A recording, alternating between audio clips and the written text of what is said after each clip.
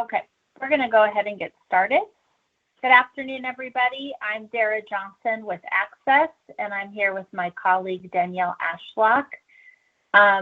Bear with us today. We are utilizing Teams webinar, which is new for us. So hopefully we can definitely support your engagement today, but we will go ahead and get started with a few housekeeping items.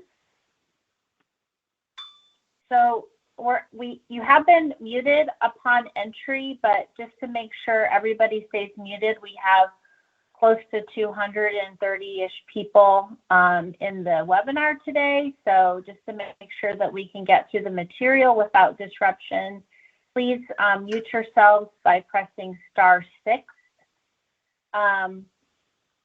We definitely want to have this be an opportunity for you to engage with us around the EVV 2.0 and the transition that's taking place. So it would be preferable today if you have questions to go ahead and use the Q&A option. You should see that at the top of your screen. It has a little question mark. If you just basically have a comment, you can also use the chat. But using the Q&A for actual questions that you have will just help us streamlining in taking all of the Q&A after today's session and helping to frame our frequently asked questions document that we definitely want to make available to you on our webpage in the near future. If you see a question that's been asked that you resonates with something that you would ask or a question that you have, you can give it a thumbs up, and that also will help us prioritize those questions that you all are asking in today's session. Also would like to ask you to bear with us. We wanted to make sure we made ourselves available to you to share information.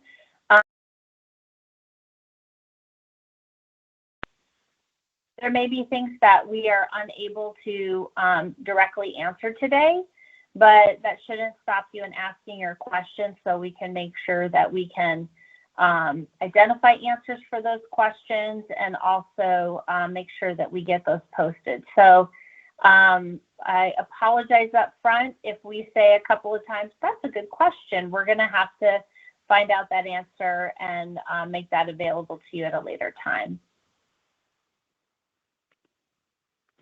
Before we get started, I just wanted to clarify we are talking about electronic visit verification, and I wanted to highlight that with this transition, we are not making any changes in respect to the services that require EVV or electronic visit verification. So if you're new to EVV or maybe not sure what this is all about, it pertains to these personal care services, attendant care, companion care, habilitation, personal care, respite, and homemaker services.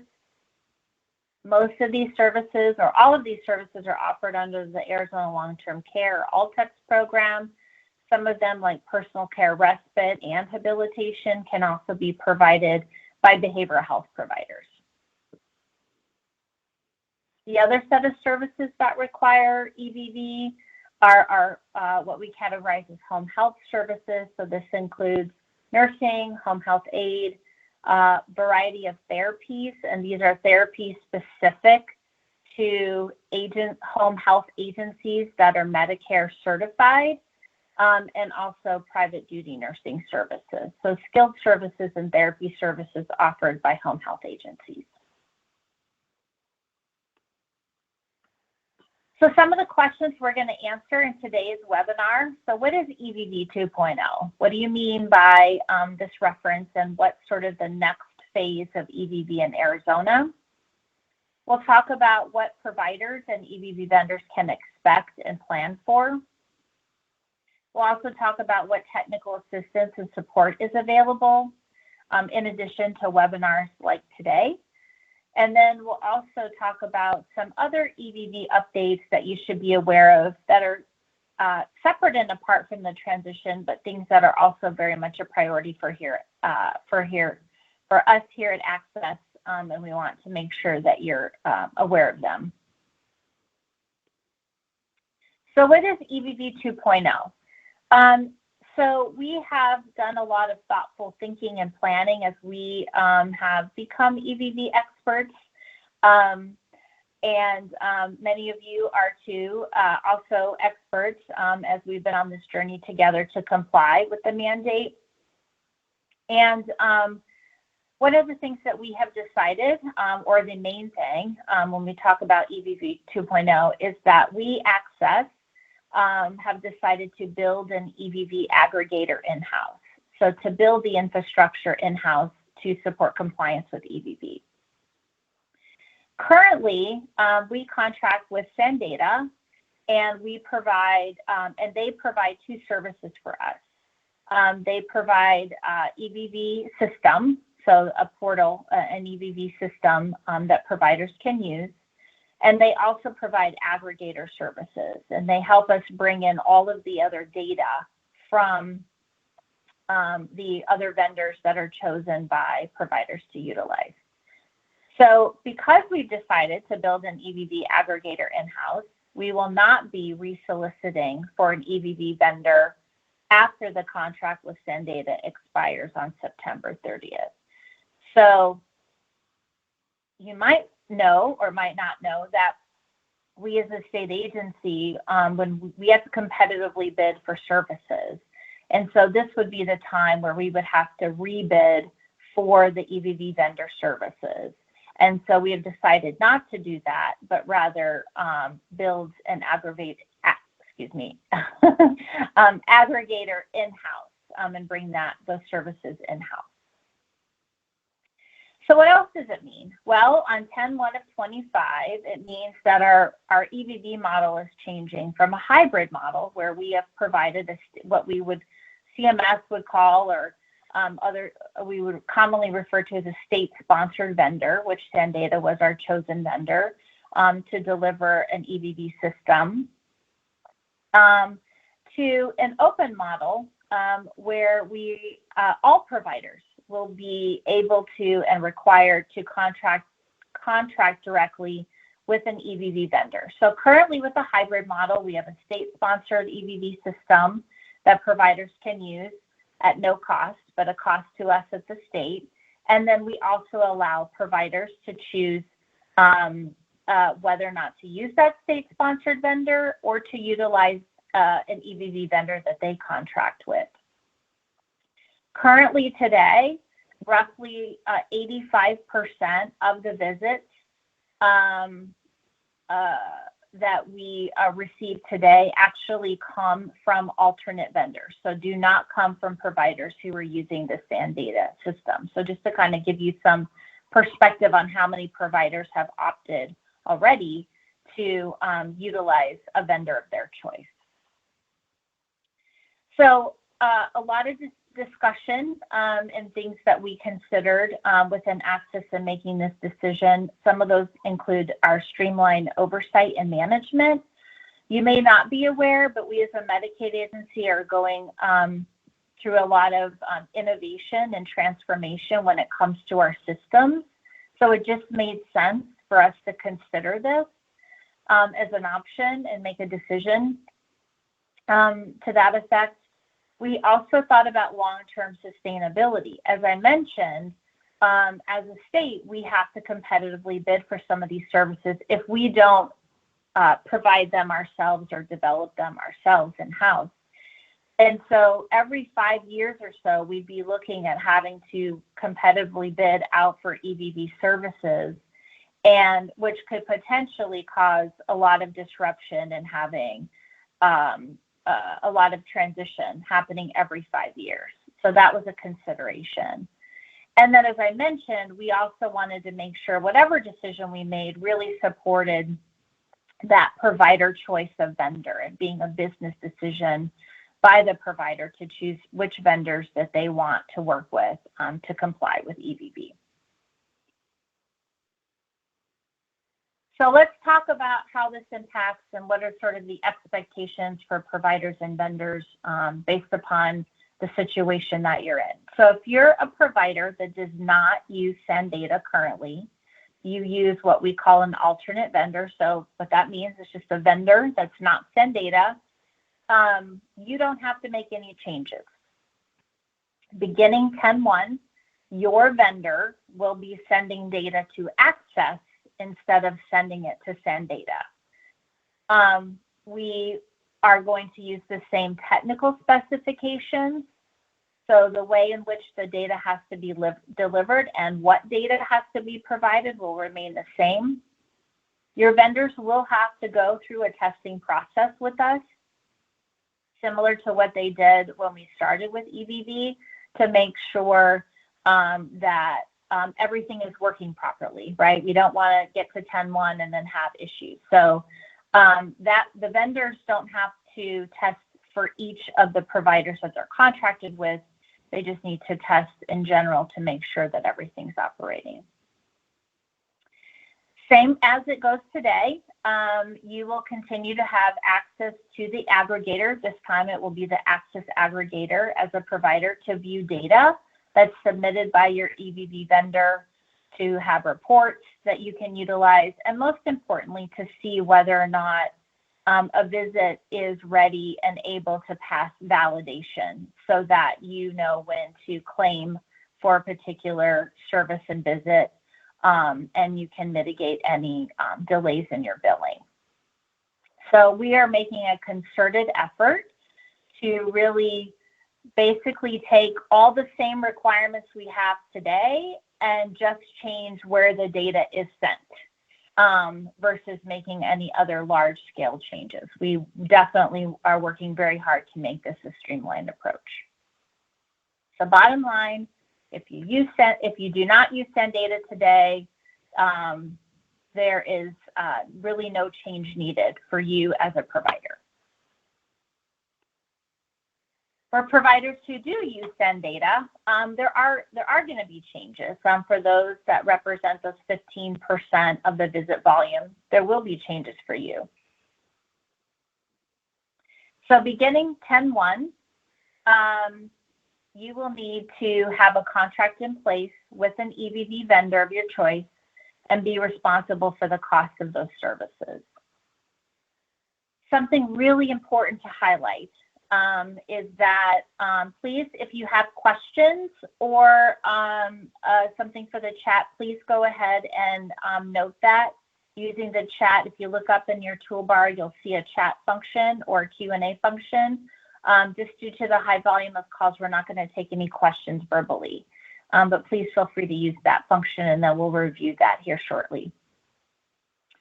So if you are currently using SendData, you will have to establish your own direct relationship with an EVV vendor that has to, at the latest, start 10/1/25. One thing important to note is you can definitely continue to use SendData. You can make the decision to remain with SendData. The only change is that you have to establish your own relationship with them and contract with them and be responsible for that cost. I cannot say this enough. Danielle, can you still see my screen? I cannot, so I started sharing my screen. Okay. So, are you on the, I knew we were going to have some technical difficulties. Sorry, everybody. So you're on the slide that says providers who use SendData? Yes, I am. Okay. Sorry, everybody. We're having connection issues with the office today. I cannot say this enough. You are strongly encouraged to start this process to select a vendor as early as possible. And that's why we wanted to, while we still have some things that we need to work out as far as our readiness for this change, we wanted to let you know as soon as possible so that you can start to have these conversations. We do have a list of current vendors that send data to SendData on our webpage. I want to make it very clear that Access is not does not and will not endorse any particular EVV vendor. The list of vendors on our website are simply are recognized there because they have gone through a testing process with SendData to send data on behalf of a provider. So they function as an alternate vendor today. It is incumbent upon you to vet those vendors and take full responsibility for making a business decision. That is not something that we are going to make for you, and it's incumbent upon you to walk through that process. I will talk in a minute about a tool that has been created to support those discussions, but that is definitely your responsibility. In talking about transitioning early, it's important to highlight that as you know today, your claims payments are tied to EVV. So it is very important that you start this process early and that your vendor is ready to go on 9/30 for the 10/1 start date, if not sooner, in order to avoid any issues with or any delay in your claims payment. And then like you have today, even if you use SendData, you still have access to the aggregator and can view data as well as use some of the report options. So that will continue to be available to you just like it is today. I see questions coming in. We'll just finish up with a few things here and then we'll start to take questions with the time that we have remaining. So are we now on the technical assistance and support slide? Yes, we are now. Okay. So a couple of things to support you all in this transition to answer your questions and to also support in your business decisions. And again, we're not going to make that for you. We're not going to recommend vendors to you. That is incumbent upon you to do that as part of your business needs and as part of your own agency and business decisions. What we have provided is on our webpage, we currently have what we call the alternate vendor review tool.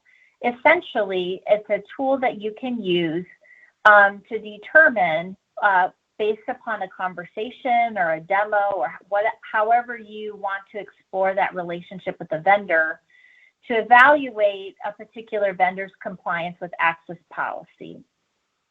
So right now, alternate vendors send data to SendData. SendData makes sure that the data is in the right format, that the data is complete, and things like that. But they don't evaluate whether or not the system's functionality supports compliance with the access policy. That is something that you as the provider agency need to determine. So we've created a very easy tool for you to utilize to take a look at those key components of the policy. And so when you're evaluating a vendor, you can ask them these questions. You can receive a demo of their system to see how their system complies with these different elements. It's not required, but we strongly encourage you to utilize the tool to some degree. And this could also be anybody, even if you're currently using an alternate vendor and you want to just see if your vendors and explore further if your vendor's currently supporting you to be compliant, or you may be shopping around, you can utilize the tool in that respect as well. Again, it's not required, but we've created this for you to help with that decision making. So on our EVV webpage, there's the tool. There's a companion guide with some very detailed instructions. And the great thing about the companion guide is that it also highlights for you all of the various technical assistance resources to help educate you further where you might have some more questions around compliance, as well as help the vendor have access to various documents and things like that relative to a particular area if you uncover that, maybe there's some opportunity here to work on this. And then there's a recorded webinar. Danielle and I just walked through the tool for you and kind of just talked through the scope of the tool and how it can be utilized. We also plan on issuing some frequently asked questions, as we did all through the EVV process way in the beginning. If you've been with us since the beginning, you're familiar with this, as well as we have those posted to our webpage. Right now, we recognize you may have a lot of questions, and we also want to make sure that we prioritize answering those for you. So in addition to asking questions in today's forum, we're going to provide the link for you to a Google form that you can go in and ask your questions and submit as many questions as you would like. That's just an easy way for us to receive them all, so we can categorize them, we can prioritize them, and we can be updating them on the website on a regular basis. That is our intention.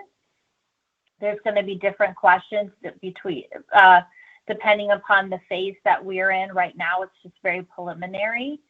And then I can't stress enough for you to sign up, and we'll get this link out to you with the recorded webinar and the posted slides to sign up to receive our communication notices. That is the main vehicle we will use to say, hey, we've posted the FAQ document on the website, go out and take a look at this, or we've added this to our website. And as we continue to update things, we will continue to share that information. So that's our one main vehicle to communicate with you on what is the new latest and greatest when it comes to information that you need, and also ways that we can support you.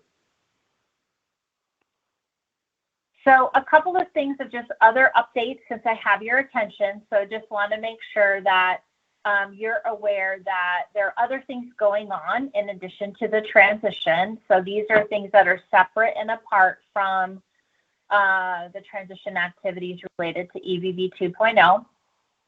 If you're a SANdata user, you should already be aware that SANdata has built-in functionality to help you identify if a particular caregiver is a live-in caregiver and what that relationship might be. So we've linked to those instructions. If you're a SANdata user, we need you to have this information updated by March 31st. And then anytime you add a new direct care worker into the system, you'll be required to identify if that relationship exists. If you use an alternate vendor, that I'll talk a little bit about the specifications. That timeline is different for you. So let me go into that. We are working on, as we speak, updates to the alternate vendor specifications. I think the last time we updated was like October of 22. As one of those things, we're going to require that live-in caregiver data and identification. There's also a new modifier for the habilitation service T2017 if you use that, so we'll make that notation. And we've touched on this before in our last iteration of the specifications, that we're going to really stress and look at ways that we can support compliance with the submission of that data relative to our scheduling requirements and also our visit maintenance compliance requirements. So there's some data that we're not receiving because we've been probably pretty flexible around it. We wanted to be flexible at the onset of EVV to let everybody kind of make sure they got familiar with everything. Again, this is really more specific to how data is submitted and what data is submitted. And we did provide some direction around that in our previous versions of the alternate specs in October 22. So when we update the specifications, if you're familiar, you're using an alternate vendor, or you are an alternate vendor, we will update the specifications as well as we will update the business requirements that coincide with those, so you have both of those. And then I'm also pleased to announce that we have a public notice out there for what's called a differential adjusted payment. We are working to incentivize those of you who have to do EVV around some specific performance metrics around auto-verified visits. So really trying to help you and incentivize your behavior to kind of look internally to see where you might not be getting that auto-verified or that verified visit at the time of care, and having to make manual or updates to the visit after the point of care. And so take a look at that opportunity. We have it out there. I think there's public comment open until like March 1st. But we definitely want to reward those who have high auto-verified visits. And then some of you who might be a little bit lower, we want to give you an opportunity, incentivize you to take a look at what might be happening and really try to improve that metric.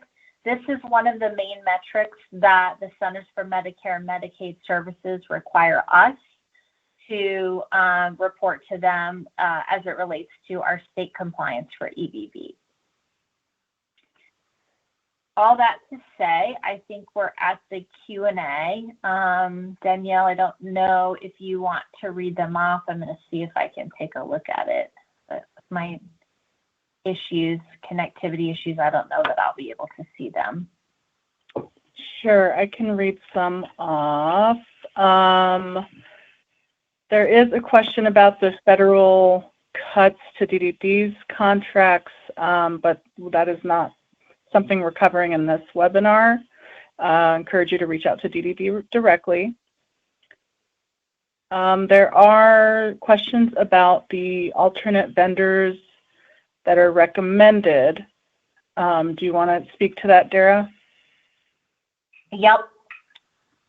Let me reiterate that Access does not endorse, recommended, or even identify particular alternate vendors for the sake of encouraging you to choose one vendor. What we have available on our website is a list of vendors who have tested and can send data, or who are currently sending data to send data. So that doesn't necessarily mean that let me step back. It's incumbent upon you as a provider to vet the vendors, just like you would in making any other business decision as an agency.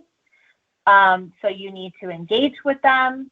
You need to, build your own relationship with those vendors and shop around, or however you go about making business decisions. But we don't have any role in that whatsoever. We are very clear on our website that list of vendors is not a preferred list of vendors, is not an endorsement. It is simply a list of vendors that we know today have tested and can send data to send data. There certainly could be new vendors that come into the marketplace that also haven't yet gone through that testing process, but will be or in the process of that. So just because somebody isn't on the list also doesn't mean that, you shouldn't consider them, because that process can still occur.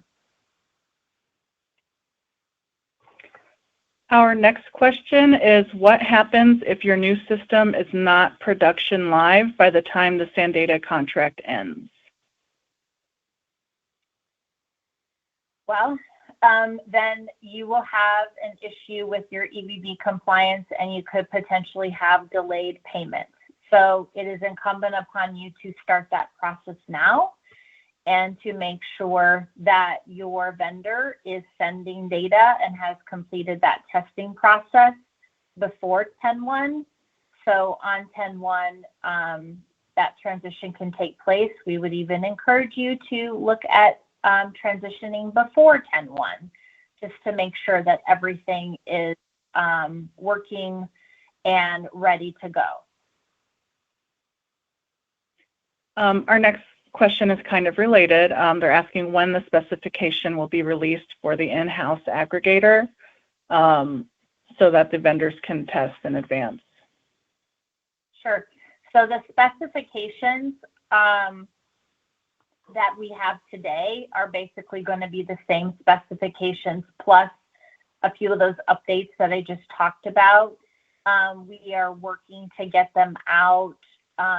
We would like to get those out to you in March. I don't have a timeline yet for testing, but as soon as we know that and we have that process in place, the earliest that we know that, we will post that kind of timeline on our website or through our communications. But essentially the technical specifications should not change. So it'll be a matter of just walking through that testing process with us. And as soon as we have that timeline available and the instructions for that, we will get that out to you. Our next question is this for access only or all MCOs? So EVV is related to all lines of business. So as a whole, so anyone required to comply with EVV will be impacted, or this transition applies to you. So as I mentioned earlier, if you so it's not just if you're fee for service and you submit claims directly to Access, EVV 2.0 transition is for you. If you are a provider who contracts with a health plan or an MCO to provide services, this also applies to you. You need to make sure that you have a relationship directly with an EVV vendor who will send the data directly to Access. So if you think of it, the same services, same aggregator services that SendData provides today will be the same aggregator services that Access will provide. The main difference is that there will no longer be a direct contract that Access has with an EVV vendor like SendData. So you will have to make a choice for your EVV vendor, who will in turn send data to Access. Our next question is, will this presentation be sent out? I will post a copy of the webinar recording and the presentation to our EVV website. Hopefully by the end of the week. Please give us at least a day or two. And I also put the EVV website address in the chat for anyone that needs it. Danielle, I was thinking it also might be helpful to put in the chat. It might be helpful to put a link in the chat to the alternate vendor workflow that we currently have on the website, which basically, if you're not somebody who uses an alternate vendor currently and you use SendData for EVV, it's a good way to kind of understand how EVV begins and ends with the use of an alternate vendor. So we can also highlight that in a future communication, but it is available currently on our website.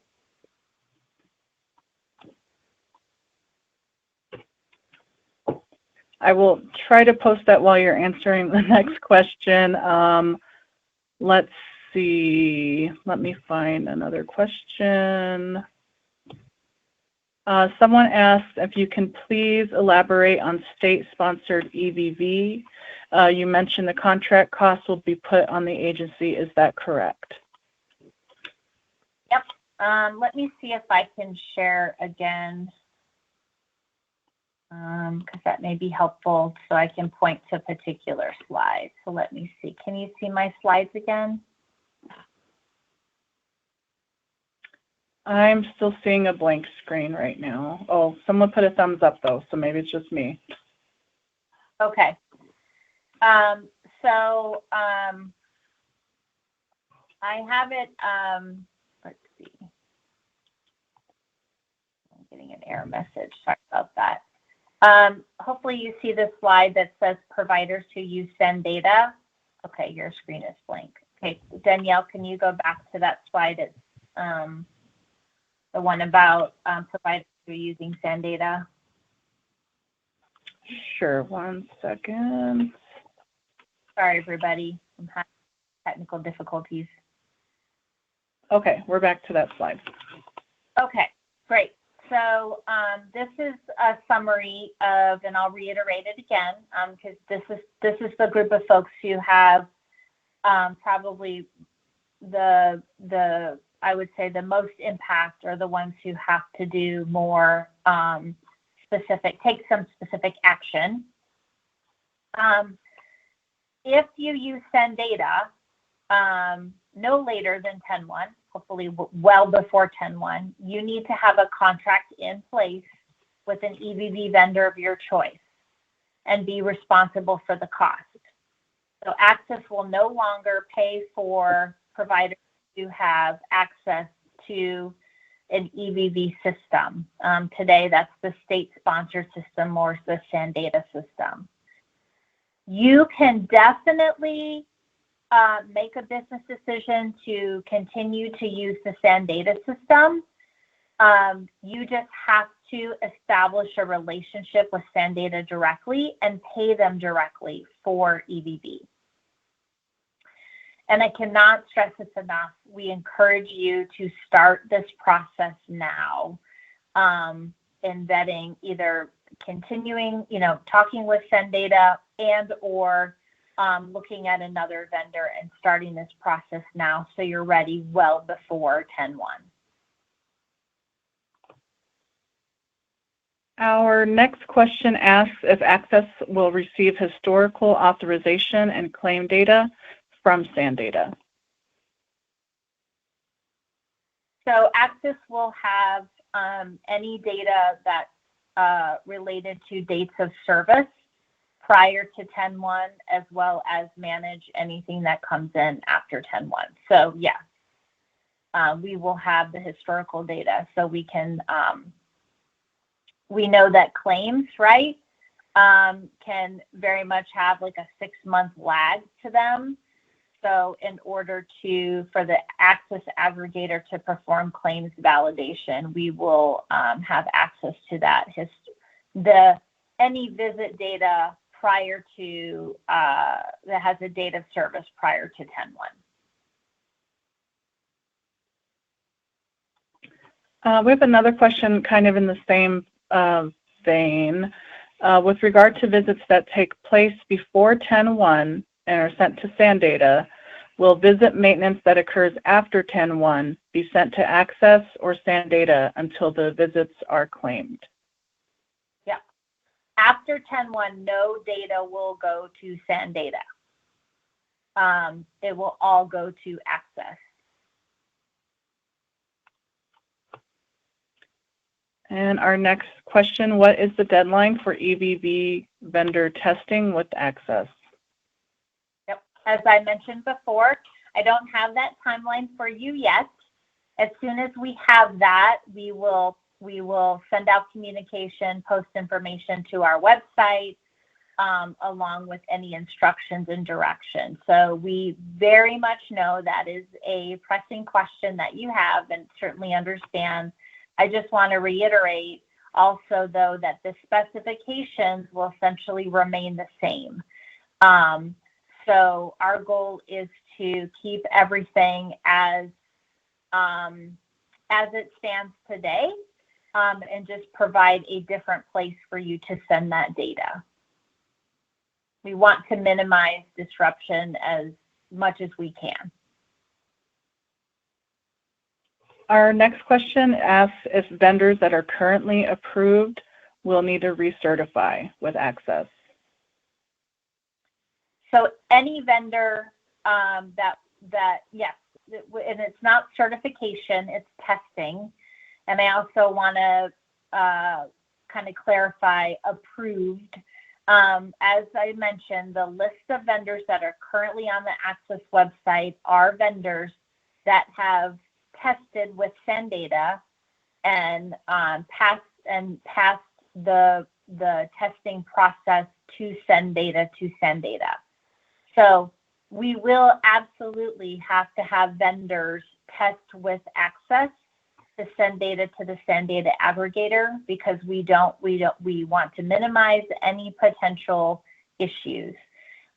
So as soon as we have that date, we will definitely make that available along with any instructions related to that. Our next question asks if acknowledgement of exceptions will still be required. That is one thing that we are looking at with the technical specifications. That's actually a minimum threshold, and something we shared in the October 22 update to the specifications that we made, because we're looking at that currently. We want to make sure that we have all of the visit exception data that we need.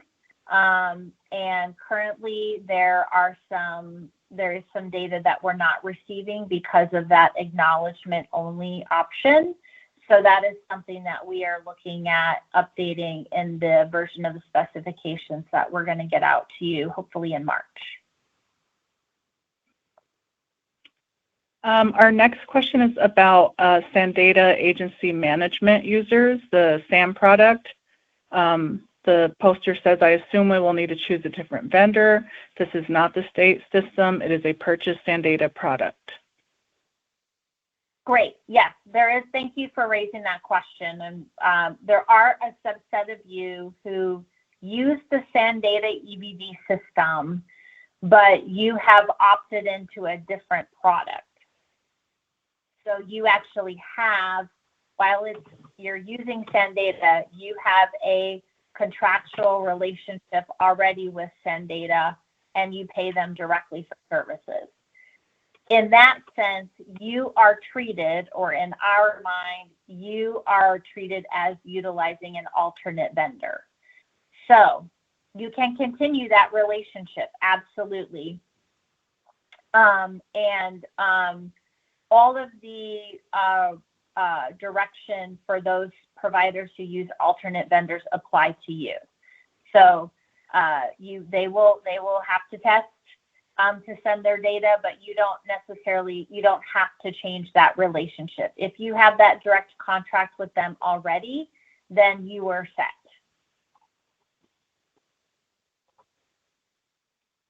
Thank you for that question.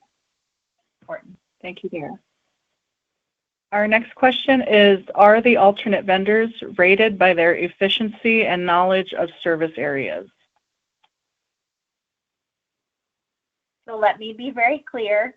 We don't rate alternate vendors. We don't endorse alternate vendors. We don't suggest alternate vendors. We have a list of alternate vendors on our website. And the reason why they're listed on the website is because we have verification from SANdata that they have tested with SANdata, and they can send data. They can send it in the format that it needs to be sent, and they can send the data elements that are required. It is incumbent upon you as a provider to do your own homework and take your own risk and who you contract with to provide your EVV services. As we mentioned earlier, there are some helpful tools on our website that you can utilize, but we will not rate, endorse, suggest, identify. That is a business decision of yours to determine who you want to provide services. And just like you would with any other contractor you have related to your business or even in your home life, it is incumbent upon you to make a business decision and assume that risk in the decision that you make. Our next question asks, do we need to be contracted with Access if we decide to go with the state's aggregator? No. There's not a contractual relationship. There will be the exchange of data. So there may be some documentation that's required, but there's not per se a contract with Access.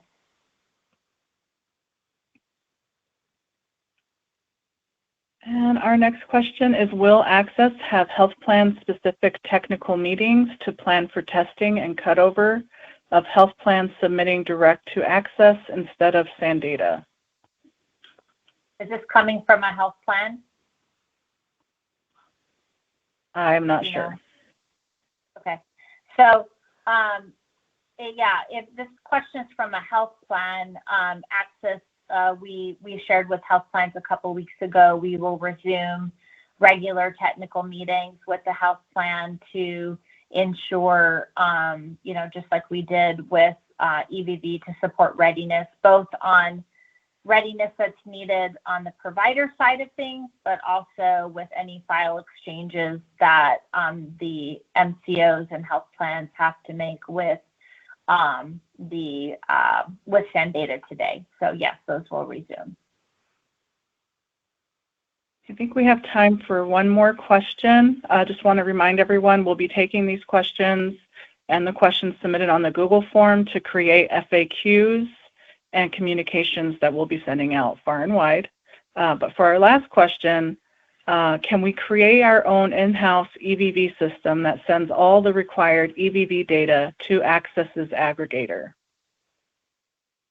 So as I mentioned earlier, there may be EVV vendors or systems that are not, haven't yet tested, like they're not in operation yet, or maybe they're in the process of testing with SAN data, so they're not showing up on our list, or they could be vendors that for some reason just haven't been chosen by providers in our state, so they haven't gone through that testing process. So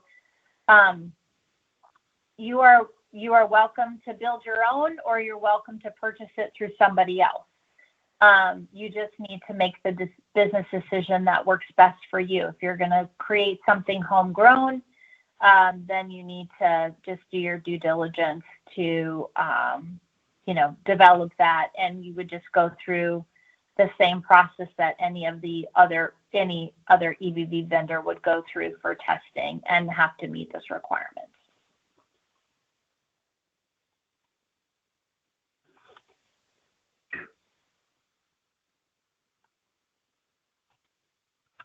I think we're at a good place, Dara, if we want to wrap up and just remind everyone of next steps. Yep. So I don't know what slide you're on, but maybe if you want to put the technical assistance slide up, that would be great. Sure. Many of you communicate regularly with Danielle and I through the EVV email address. You obviously can continue to do that for anything that's related to sort of current business needs. If you have questions related to the EVV 2.0 transition, please use the Google form. That is our main vehicle to help build out the FAQs. It'll help us streamline and be able to get that information out to you quicker, because there's just kind of two of us. So it helps us be able to categorize things and work internally with our experts and contractors to get the questions answered that you have. And we very much want to prioritize them. So please use that link to the Google form. Again, if you have questions related to just current operations for EVV, or something comes up that needs to be addressed or fixed or what have you, you can continue to use the EVV email address that you have been using. Thank you. You guys have asked really good questions. Sorry if we sounded like a broken record, but we wanted to just make sure that we're consistent in what information we share with you. Please look over the material, and we also have a posting of the communication notice that was sent out earlier this month that basically is a written form of what we shared with you today. Please read through it. While we may have missed some clarification opportunity, we do try to really provide the detail at the level that you need. So by and large, the answer is probably in there. So please take a look at that and consult that, and see Danielle putting that in the link, or excuse me, in the chat. Our goal through this entire process is to try to keep everything as close as possible to what you have to do now with a few minor, well, I shouldn't say minor, but some of you will have some modifications and different decisions to make. But we really are trying to streamline this process. We're being very thoughtful about how it might impact you as a provider or an alternate vendor. We want to be thoughtful around that. So your questions can certainly help us navigate that if there's something we haven't considered or thought about. So please, please, please continue to put your thoughts into that Google form. And we will have other webinars like this as we kind of approach different milestones in the transition. So we will also make ourselves available to have sessions like this. And appreciate you for spending an hour with us today. We know that you are very busy and you could have chosen to be elsewhere. So thank you. And also thank you in the work that you do to support our members on a daily basis and your efforts to comply with EVV. I don't think anybody's talked about EVV either in our state or nationally, and not felt a little grumble around it. It's been a big change, and we recognize that, and we're trying to create sustainability moving forward to mitigate any change. And so that's really our basis for our decision. And so we have you in mind as we make these decisions and as we make these transitions. So thank you very much for your engagement, and we will definitely be talking more over the remainder of this year, and we'll make ourselves available to you. So thank you so much, and appreciate your grace with some of the technology glitches.